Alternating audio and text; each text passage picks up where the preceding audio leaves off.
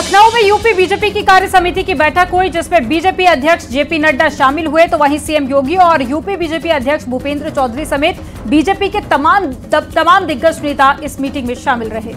BJP की ओर से पेश किए गए राजनीतिक प्रस्ताव में कई अहम बात रखी गई है, जैसे विपक्ष के झूठे प्रचार से चुनाव में नुकसान हुआ, आरक्षण संविधान पर विपक्ष ने झूठ फैलाया, ओबीसी एससी रिजर्वेशन के लिए बीजेपी प्रतिबद्ध है।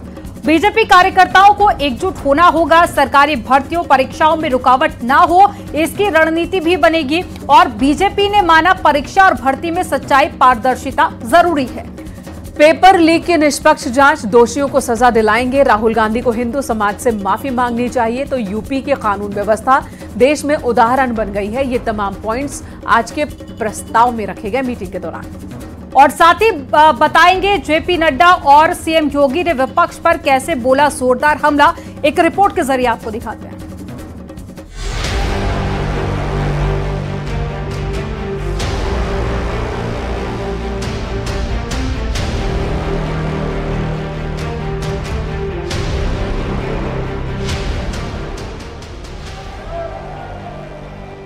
बहनों और भाइयों, भारतीय जनता पार्टी के कार्यकर्ता को किसी भी स्थिति में बैकफुट पर आने की आवश्यकता नहीं है।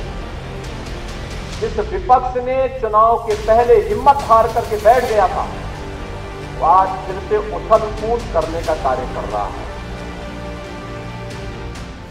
लखनऊ में यूपी बीजेपी कार्य समिति की बैठक में आगे की रणनीति के साथ लोकसभा चुनाव के परिणाम और उपचुनाव की रणनीति पर चर्चा हुई। जेपी नड्डा, सीएम योगी समेत पार्टी के तमाम दिग्गज बैठक में मौजूद रहे। बैठक में कार्यकर्ताओं को मनोबल ऊंचा रखने का संदेश दिया गया, साथ ही उपचुनाव को लेकर मंत्र भी दिया। इस मौके पर जेपी नड्डा ने विपक्ष पर जमकर निशाना साधा। उन्होंने कहा कि कांग्रेस परिजीवी पार्टी है, जिसके साथ रहेगी उसका ही खात्मा कर देगी। कि कांग्रेस का अकेले जहां चुनाव लड़ी है, वहां इसका स्ट्राइक रेट है 26%, और जहां ये अन्य दलों के साथ चुनाव लड़ी है, वहां इसका स्ट्राइक रेट है 50%।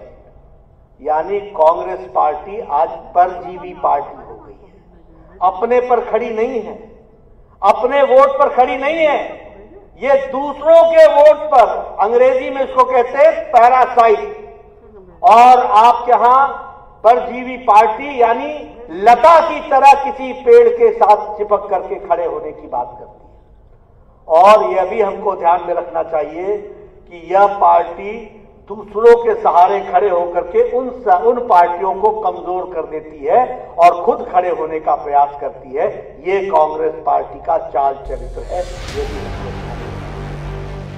प्रदेश कार्य समिति की बैठक में जेपी नड्डा ने साफ कहा कि राम मंदिर हमारे लिए कभी चुनावी मुद्दा नहीं रहा है।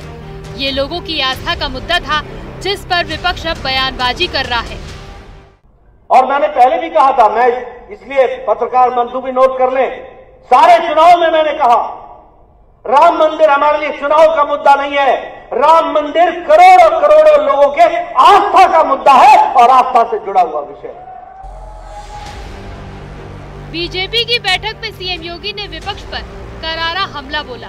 सीएम योगी ने कहा कि 2014 से 2022 तक बीजेपी यूपी में कामयाब रही, 2024 में भी बीजेपी वोट पाने में सफल रही है, लेकिन अति आत्मविश्वास से नुकसान हुआ है। विपक्ष फिर से उछल कूद कर रहा है। वोटों की शिफ्टिंग होती है और कहीं पर जब हम लोग ये मान करके चलते हैं कि आत्मविश्वास में कि हम तो जीत ही रहे हैं, तो स्वाभाविक रूप से वहां पर कहीं न कहीं हमें खामियाजा भी भुगतना पड़ता है।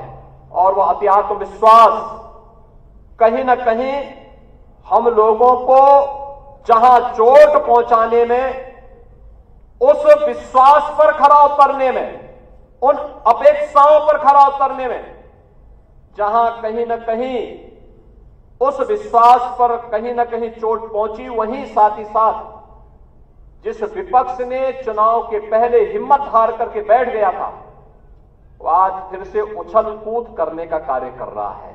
सीएम योगी ने कहा कि यूपी में बेहतर कानून व्यवस्था है, अब किसी की मनमानी नहीं चलती है। सीएम योगी ने कहा कि कार्यकर्ताओं को बैकफुट पर आने की जरूरत नहीं है। उपचुनाव की सभी 10 सीटें हम जीतेंगे। उपचुनाव की अभी से तैयारी करनी होगी। भारतीय जनता पार्टी के कार्यकर्ता को किसी भी स्थिति में बैकफुट पर आने की आवश्यकता नहीं है, किसी भी स्थिति में नहीं है, क्योंकि आपने कार्य किया है। ताजिया के नाम पर घर तोड़े जाते थे, पीपल के पेड़ काटे जाते थे, सड़कों के तार हटाए जाते थे, पुल तोड़ दिए जाते थे। आज कहा जाता है किसी गरीब की झोपड़ी नहीं हटेगी। आज कहा जाता है कोई तार नहीं हटेगा। आज कहा जाता है कि सरकार नियम बनाएगी, पर्व और त्योहार मनाना है तो इन नियमों के अंतर्गत मनाओ और नहीं तो अपने घर में बैठ जाओ। वहीं यूपी कांग्रेस और समाजवादी पार्टी ने भी बीजेपी पर पलटवार किया है।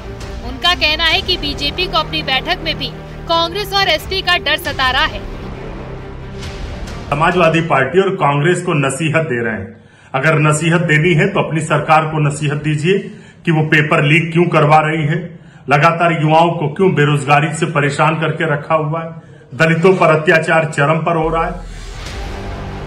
यूपी बीजेपी कार्यकारिणी की बैठक में लाए गए प्रस्ताव में कांग्रेस और समाजवादी पार्टी दोनों को निशाने पर लिया गया है। बीजेपी ने एसपी के यादव वोट बैंक पर सेंधमारी के लिए, मथुरा वृंदावन के विकास और श्री कृष्ण जन्मभूमि के लिए संघर्ष का ऐलान भी किया है। इसके अलावा पार्टी ने दलित वोटों को अपनी ओर जोड़ने के लिए बुद्ध परिनिर्वाण स्थल कुशीनगर को एजेंडे में शामिल किया है। बीजेपी ने अपने एजेंडे में राहुल गांधी के हिंदू धर्म विरोधी होने का प्रस्ताव भी पारित किया है।